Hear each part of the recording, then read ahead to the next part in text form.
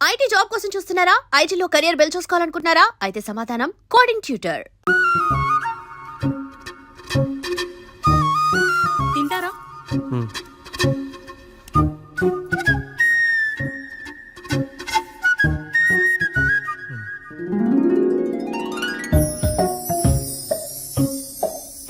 First టైమా? అవును, మీకెలా తెలిసిపోయిందండి? అంటే మా బామ్మ చెప్పింది. శోభనం గదిలో అనుభవం మగాడైతే మామిడి పండు పిసుక్కొని తింటాడు, అదే లేనివాడైతే మీలా ఇలా అరటిపండు ఓపిగ్గా ఒలుచుకొని తింటాడు అని.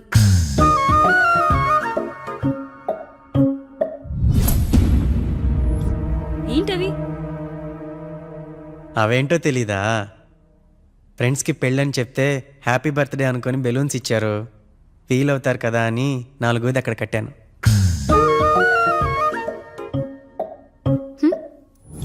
అన్నీ వచ్చాడు. పిల్లల గదిలోకి వెళ్ళారా? వెళ్ళారండి. మీరెంత ఏంటి ఇంత రాత్రి అయినా ఇంకా పడుకోలేదా? మీరు లేనిది ఎప్పుడైనా పడుకున్నామా అన్నయ్య?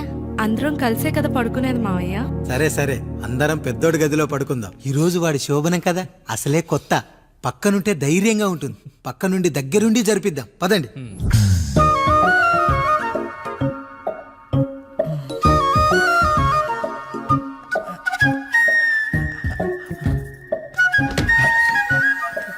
కానివ్వండి రా, కానివ్వండి కానివ్వండి. మీరేం మావయ్య ఇక్కడ పడుకుంటున్నారు? అదేంటమ్మా పెద్దోడా, చెప్పలేదా? మేమంతా కలిసే పడుకుంటామమ్మా, నువ్వు మాతో పాటే. అవును భార్గవి. మీరు ఊరుకోండి. మీరు ఇక్కడ పడుకోవడం నాకు ఇష్టం లేదు మావయ్య.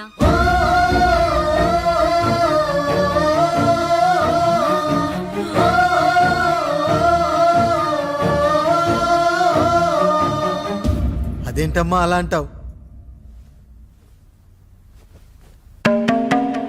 ఎన్నో చూసాం, ఎన్నో చేశాం. దుక్కి దున్ని కోత కోయకుండానే ఈ విత్తనాలన్నీ మొలకొచ్చాయంటావా తల్లి? అవన్నీ నాకు తెలియదు మావయ్య, మర్యాదగా బయటికి వెళ్ళండి.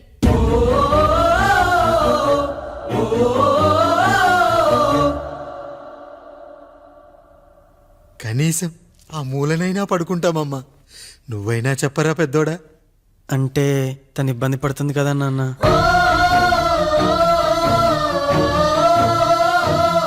నువ్వు కూడా ఏంట్రా, పిల్లలేదో ఆశపడుతున్నారమ్మా. ఒక్కసారి ఆలోచించమ్మా.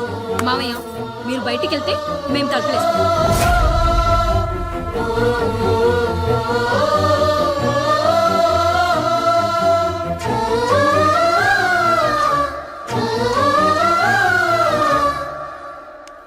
వేసుకోండి అమ్మా, వేసుకోండి, తలుపులు వేసుకోండి.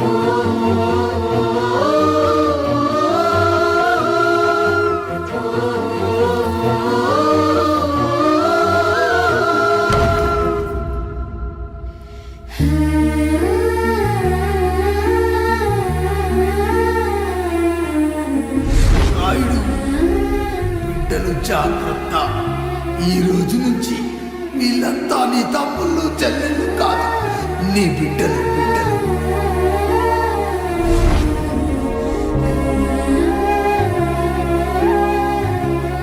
జానకి, ఏమండి? సావిత్రి, ఏమండి? లక్ష్మి, ఏమండి? మన గదిలోకి పదండి. ఇక నుంచి ఎవరి పిల్లలతో వాళ్ళ గదిలోనే పడుకోవాలి. ఇది ఈ రోజు నుంచి ఈ వంశానికి రాస్తున్న కొత్త శాసనం. అయ్యా అలా అనకండి అయ్యా, మీరు లేకుండా మేము ఎప్పుడైనా విడిగా పడుకున్నాం. అంతా కలిసే కదయ్యా పంచుకున్నాం. వెళ్ళరా వెళ్ళు, నీకు భార్య ఉంది, నీకు పడగది ఉంది. వేసుకోండి రా, మీరు వేసుకోండి, తలుపులు వేసుకోండి. మీరు కూడా ఏంటండి పిల్లలేదు? నర్మయ్, చిన్న పిల్లల వాళ్ళని ఉయ్యాల్లో ఆడించేటప్పుడు పక్కనే ఈ నాన్నకు కావాలి, బడికెళ్ళేటప్పుడు పక్కనే ఈ నాన్న కావాలి, గుడికెళ్ళేటప్పుడు కూడా పక్కనే ఈ నాన్న కావాలి. కానీ శోభనం గదిలో మాత్రం పక్కనే ఉంటానంటే బరువయ్యాను జానకి, బరువయ్యాను.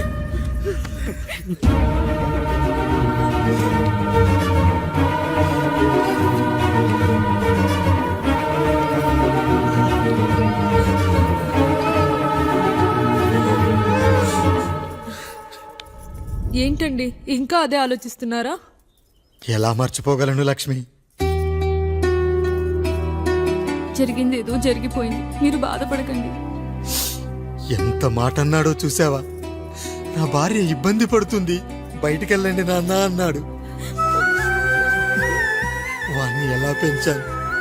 చదువుకుంటే పై చదువులకు వాడు వేరే ఊరు వెళ్లాల్సి వస్తుందని చదివే మాన్పించేశాను. జ్వరం వస్తే ఆ మాత్రలు చేదుగా ఉంటాయని నేనే మింగాను. నోరు తెరిచి అమ్మ కావాలన్నప్పుడల్లా ఎంతమంది అమ్మల్ని ఇచ్చాను. నాన్న అన్న ప్రతిసారి నాన్నల్ని ఇవ్వలేకపోయానని వాడికి నా మీద కోపమో ఏమో జానకి.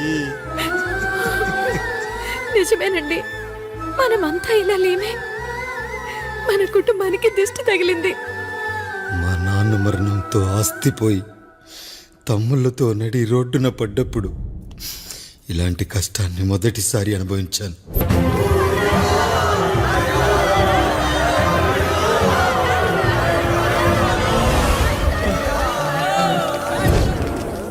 ప్రజల్లారా, నా బిడ్డల్లారా, నా జీవితం మీకే అంకితం. మళ్ళీ జన్మంటూ ఉంటే మీకోసం తిరిగి వస్తాను.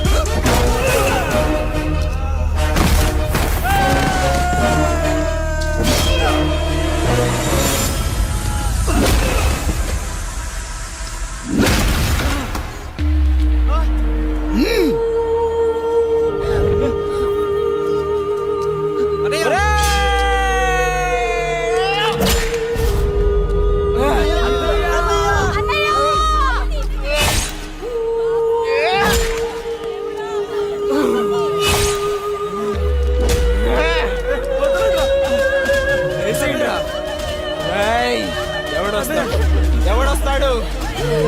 నిన్ను కాపాడటానికి ఎవడొస్తాడు?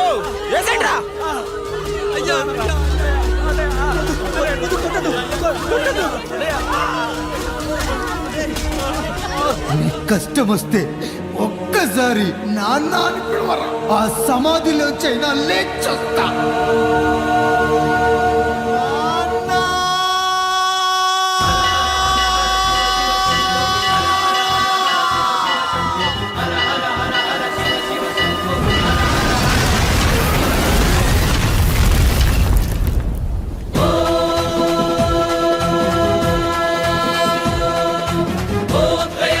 यजामहे सुगन्धिं